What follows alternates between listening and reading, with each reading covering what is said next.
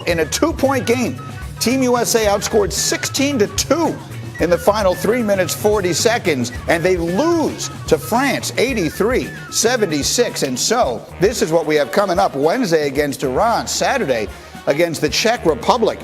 What in the wide world of sports is going on here? Let's get Brian Windhorst in here live with the answer to the question, what happened, Wendy, here, and what does it mean?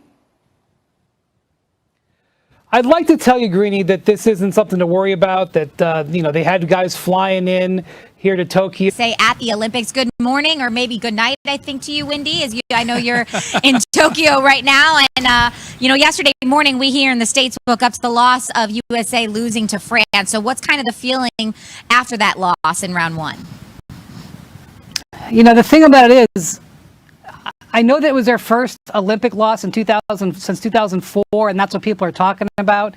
But they've been losing regularly for 2 years now. They lost 2 games in China in the World Cup 2 years ago. They lost 2 exhibition games, and now they lost this game. So I'm sorry to say it. They've lost 5 of the last 8 games they've played. I've been at all of them, and I can tell you that all of them have kind of felt the same, even though the personnel has been different. They have not been able to get it done under pressure. And I find it hard to believe that I'm saying that, because in this game, they're up 7 points with 4 minutes to go.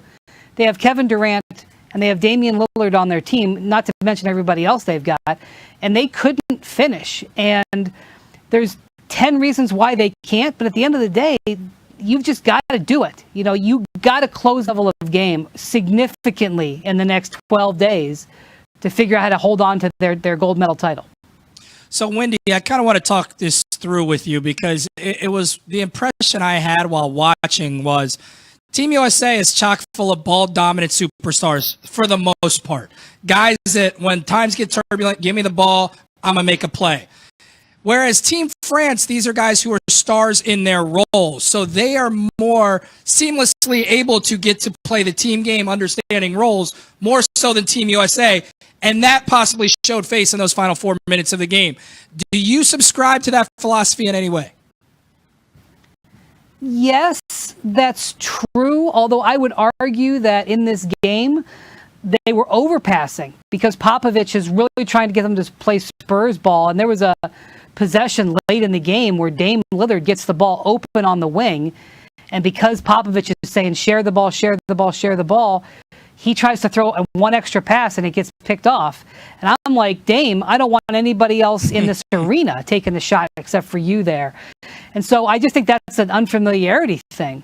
But one thing I will definitely say, having covered a lot of international basketball now, when players like Evan Fournier or Tomas Satoransky, who they're going to play later this week, when you're asked to go from a limited role in the NBA to a bigger role for your national team, all of us want a bigger role, right? I'll go to First Take. Watch me take that show, right? Hey, let's go, Wendy. I won't be Stephen A, right? But everybody who's playing in the NBA level for Dallas, essentially maybe even bigger, he's comfortable. You now ask Dame Lillard or Kevin Durant to play this, they're uncomfortable. And so that's always been true, but we always had a bigger margin for error. Now our margin for error is smaller, and you see that show up in the way this played out. And there's not a magic pill to fix that.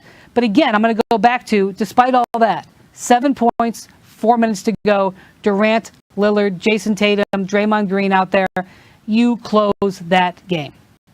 So a lot of people, and in circles I respect, are singing the praises of what Coach K was clearly able to do during his run with Team USA, and it didn't seem to have these type of issues. Is it fair to say Coach K would have been able to do this, and maybe this is a Coach Pop issue, speaking to the offensive approach of sharing it in this Spurs system? Is there any dots to connect there, Wendy?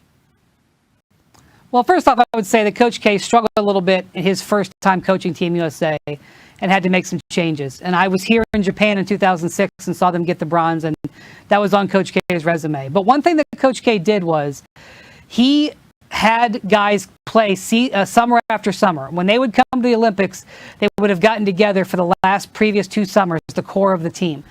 That didn't happen here. It's not because of Greg Popovich's fault. It's because of the change to the international schedule and the pandemic. So they didn't the system that they developed under Krzyzewski has been derailed for no purpose, reason. It just happened. The other thing, though, is that Krzyzewski developed a game plan, which I think worked very well. And he said, I am going to use all 12 of my guys, and I'm going to put them out there, and I am going to run them to exhaustion. We are going to press, we're going to play up-tempo, and I want you absolutely gasping for air when I take you out of the game after a 4-minute stretch. And guess what? I'm sending in another All-NBA player to replace you. Even if that's the way Greg Popovich wants to play, which is not really the case, he hasn't been able to do that because his players were exhausted and a little bit out of shape coming in, and then he only had 8 of them to fly over here. And then he's added 3 more, the day of the last game. And you can't really do that under those circumstances. So Popovich is holding a bit of a rough hand. But again, let me take a step back. 7 points, 4 minutes to go. I know that I keep saying that, but that is an indication of how they've lost 5 of their last 8 games. They haven't been able to close. Quickly, Wendy, before we let you go here, what do you make of the comments by Damian Lillard? I'm going to read the quote really quick. You know who we see each night sometimes in the NBA? They're completely different when they play for their countries. What do you make of that quote by Dame Lillard? Well, it's just what I said before. I was standing 1 foot from him, violating COVID protocols. Please don't tell anybody when he said it. And that was that it's a little bit simpler to go into a larger role when you're a talented basketball player than to go into a smaller role. Go put, Dame Lillard on Team Mexico, and he would have no problem playing that role.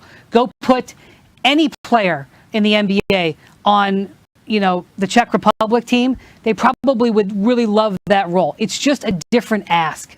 And the fact that it shows up so blatantly is an indication of how the gap has been closed in the talent level, which we've seen over the last decade.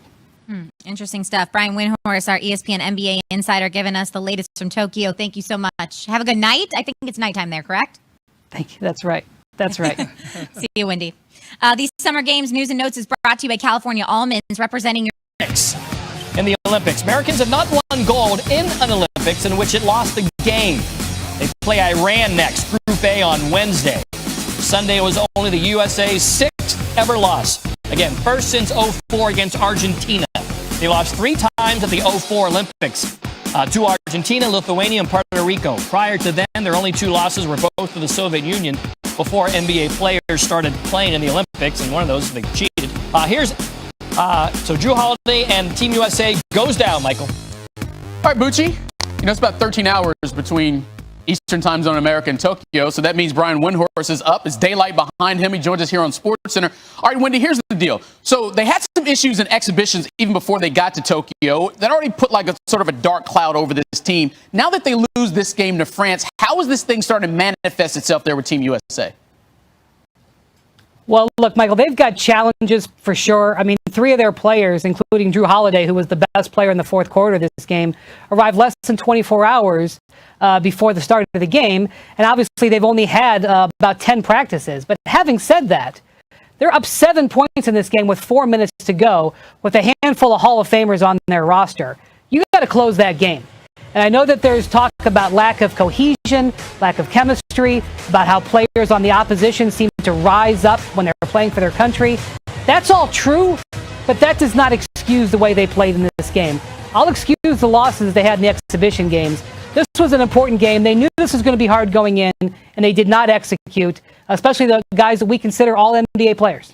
All right, so here's the deal. We own basketball around the world. That's how Americans feel. And we also like to put blame on someone when something goes wrong. So how much of this right now, when granted it's just 1 loss, but it is a loss nonetheless, goes on the players themselves or what Team USA did in constructing this roster?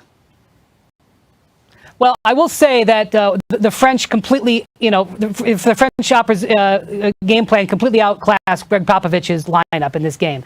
Pop decided to put a small team together. He started Draymond Green and Bam Adebayo, sort of 2 small, agile big men, and they reacted by inserting 2 of their 3 7-footers for the entire second half, and the Americans had trouble dealing with it.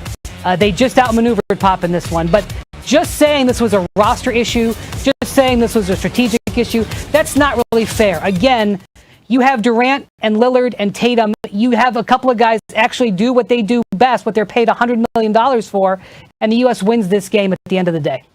So again, they lose. As Bucci just said, they've never won a gold medal when they've lost a game during the Olympics. The question now is, how will they respond in that next game? Brian Windhorst is in Tokyo. He'll be there the whole time here with us on SportsCenter. It flopped in its first game in Tokyo, falling to France 83-76. France was led by NBA players Evan Fournier and Rudy Gobert. Now, the U.S. got a combined 21 points from Damian Lillard and Kevin Durant. Durant fouled out of the game.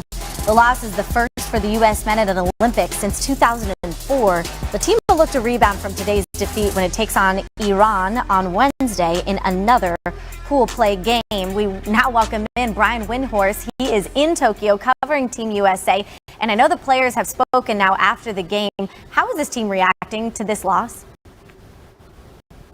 Well, they're not happy about it. Damian Lillard, I think, was sober about it and basically said, when you come play